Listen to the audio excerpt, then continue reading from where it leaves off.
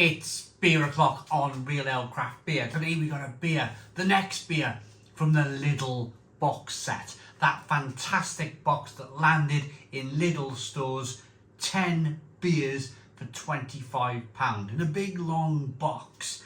Wonderful, absolutely wonderful. I've heard some people talking about how kind of positive and how great this is for,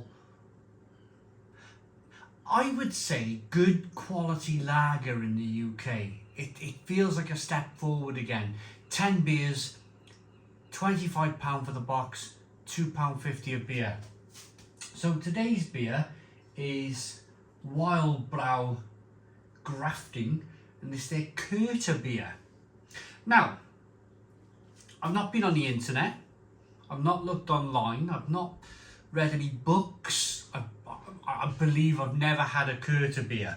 I might have had one by accident and not really taken much notice, but this is the first time that I'm really going to get into a Kirtabier and try and deconstruct it, try and work out what this is. There's a look at the bottle cap, brown kind of orangey kind of bottle cap with a beer with a W on the top. The beer is in a ½ litre bottle, dark brown bottle, and it's 5.7% ABV. Right, bottle opening. Here we go. Little bit of smoke on the bottle opening. Got my More Beer Company German style beer glass. Let's get the beer out into a glass and see what we get. Ah, look at the colour.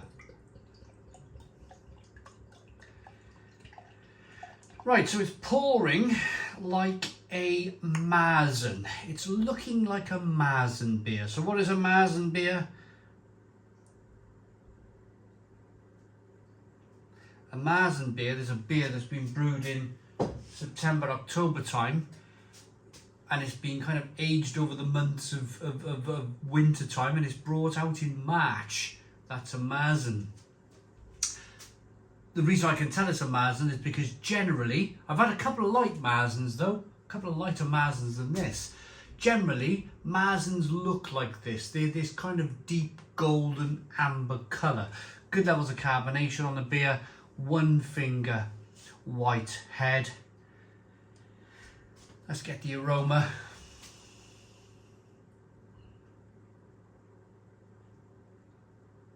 Yeah, for me, okay, Kirtabier. Now this might be regional. It might be that Marzens are brewed in the kind of Munich area of Germany, and it might be that this brewery's down the road. We'll have a look where it's from in a moment, but it might be just that they call it something else. They just call it a Kirtabier. It smells a little bit like a Vienna lager. Those lovely kind of darker malts coming through.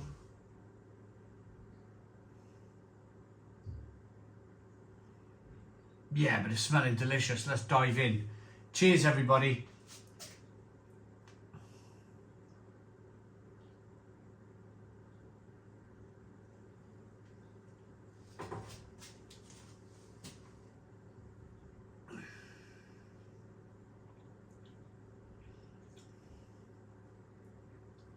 Oh. Now then, this is quite sweet. This is predominantly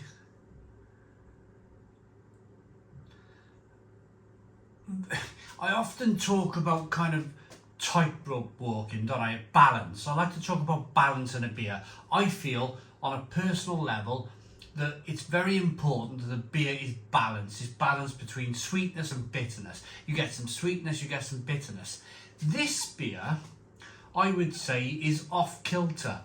Maybe the tightrope walker's had one too many Kirtabiers and he's kind of leaning one way a little bit. But it's definitely leaning towards being much sweeter than it is bitter. There's not much in the way of hops in this beer. I have only had one taste of the beer, so it's kind of interesting that I should, well, not interesting, but I should get, pardon me, back in and have another go at it. It's not bottle conditioned. It's nicely carbonated. There's no sediment in the glass. There's a little bit of lacing going on, but it's looking quite nice.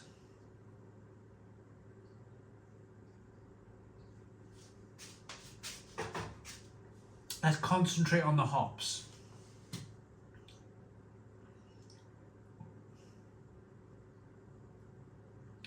So caramel, biscuit, nuttiness, getting all those kind of lovely darker malts coming through. Very biscuity, sweet, kind of almost wurty style of beer.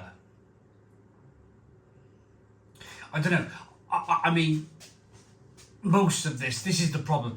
Most of this is in the German language, so I'm not able to kind of have a look. But there's not much in the way of hops in this beer. It's very much leaning towards being not massively. Well, no, I suppose it is. If I'm being honest, it's definitely sweet. It's definitely leaning towards being a sweeter beer.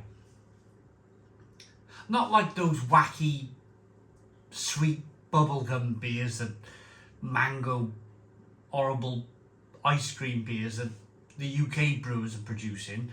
I would still much prefer to drink this over like that blooming ice cream pale ale stuff that some of the UK brewers are producing. Water, hops and malt, and then it's in Italian as well. Acqua, malto, Zoro and Lupolo. So there are some hops in there. The brewery dates back, amazingly, these German brewers, isn't it amazing? 1060. That's like 1,000,000 years ago. Over 1,000 years ago, but you know what I mean. It might as well be 1,000,000 years ago. Nobody can remember anybody from back then. And it conforms to the Bayern Reichsgebot of 1516, which is probably, for me, on a personal level, one of the most important laws ever to come into place. I like the Reichsgebot. I think it's fantastic. Okay, some German brewers complain, and some kind of like German craft brewers complain that it's very kind of restrictive in what they can brew. But that's only because they want to brew an ice cream pale ale, and they're not allowed because they can't call it beer. They can call it an ice cream alcoholic juice, but they would never be able to call it beer. Not like here in the UK. Keep the Reichsgebot. I think it's very important.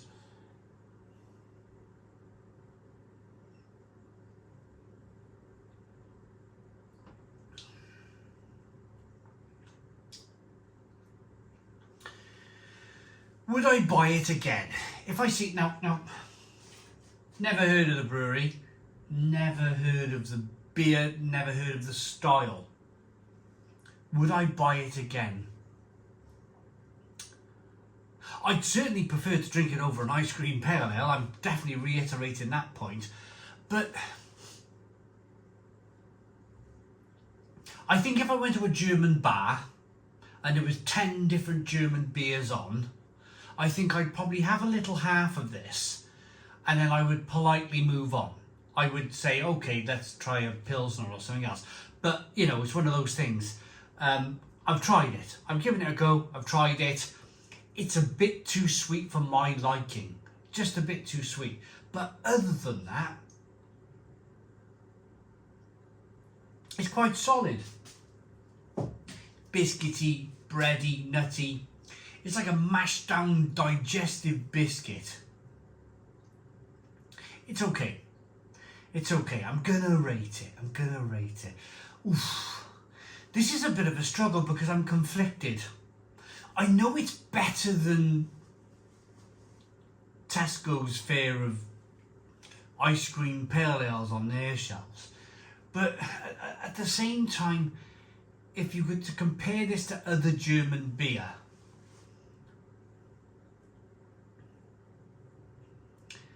then again, I would I'd move on and drink something else, you know. So I want to be fair. And I want to give it a 6 out of 10. I think for £2.50 a bottle, 5.7% ABV, great value for money, just not quite what I want from my beer. So 6 out of 10 for me. That's my own personal preference on it. I hope you liked the video. Please put your comments in the comments box. Subscribe to our daily beer and food reviews. Give us a big fat thumbs up. Boom. Cheers.